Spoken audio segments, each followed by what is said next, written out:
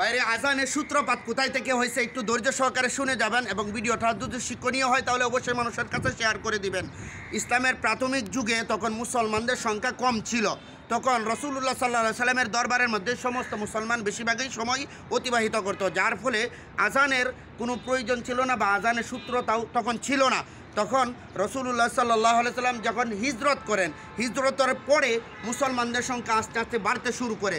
তখন রাসূলুল্লাহ সাল্লাল্লাহু আলাইহি সাল্লাম সমস্ত সাহাবায়ে কেরামদেরকে নিয়ে একসাথে বসেন এবং আজানের সময় হলে জামাতের সময় হলে কিভাবে একসাথে জামাত আদায় করা যায় এই পরামর্শ সভা নিয়ে বসলেন।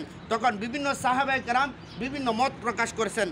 এক সাহাবী বলছেন, ইয়া রাসূলুল্লাহ, যখন জামাতের সময় হয়ে যায় তখন আমরা আগুন প্রজ্বলিত করব, তখন আগুন বড় করে দেব, তখন আমরা বুঝতে পারবো যে জামাতের সময় হয়ে গেছে। আবার কেউ বলেন যে ঘণ্টাধ্বনি বাজাবো, যখন আজানের সময় হয়ে যায় অর্থাৎ যখন জামাতের সময় হয়ে যায় তখন আমরা ঘণ্টাধ্বনি বাজাবো, ঘণ্টাধ্বনির মাধ্যমে আমরা বুঝিয়ে দেবো যে জামাতের সময় হয়েছে। আবার কেউ কেউ বলেছেন সিংগায় ফুৎকার দিবে, কিন্তু কেউ কেউ বলেন আগুন প্রজ্বলিত করবে। এবং এই জন্য রাসূলুল্লাহ সাল্লাল্লাহু আলাইহি সাল্লাম এরকমভাবে সব পন্থাকে বাদ করলেন। কেন? যে বলতেছেন এটা একটা হচ্ছে যে খ্রিস্টানদের রীতিনীতি, আর একটা হচ্ছে যে অগ্নিপূজকদের রীতিনীতি। সুতরাং এই সমস্ত ঘণ্টা বাজানো এবং আগুন প্রজ্বলিত করা এই সমস্ত মূর্তি পূজকদের সাথে সম্পৃক্ত যাতে না হয়, এই ক্ষেত্রে রাসূলুল্লাহ সাল্লাল্লাহু আলাইহি সাল্লাম এটা বাতিল করে দিলেন। বাতিল করে দেওয়ার পরে সমস্ত সাহাবায়ে কেরাম যার যার ঘরে চলে গেলেন। চলে যাওয়ার পরে ওই দিন রাতে দুইজন সাহাবী হযরত আব্দুল্লাহ ইবনে যায়েদ ও হযরত উমর রাদিয়াল্লাহু তাআলা আনহু সহ বহু সাহাবী প্রচলিত আজানের শব্দগুলো স্বপ্ন যুগে দেখতে পান।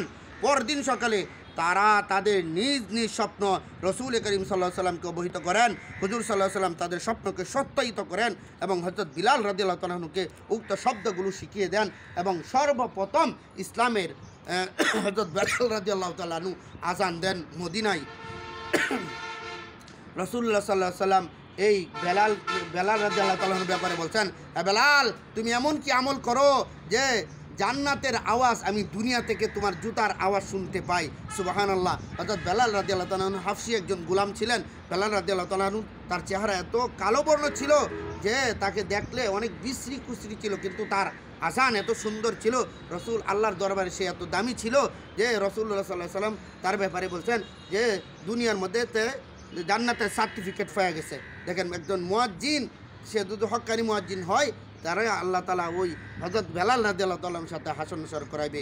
এই জন্য 5 ওয়াক্ত নামাজেই আজান দেওয়া হচ্ছে সুন্নত, আর জুমার নামাজে আজান দেওয়া সুন্নত, বাকি অন্য কোনো নামাজে আজান দেওয়া জায়েজ নেই।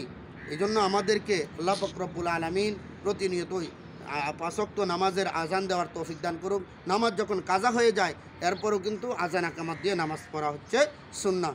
আল্লাহ পাক রব্বুল আলামিন আমাদেরকে এই কথাগুলোর উপর আমল করার তৌফিক দান করুন। ভিডিওটা শেয়ার করে দিন। আসসালামু আলাইকুম।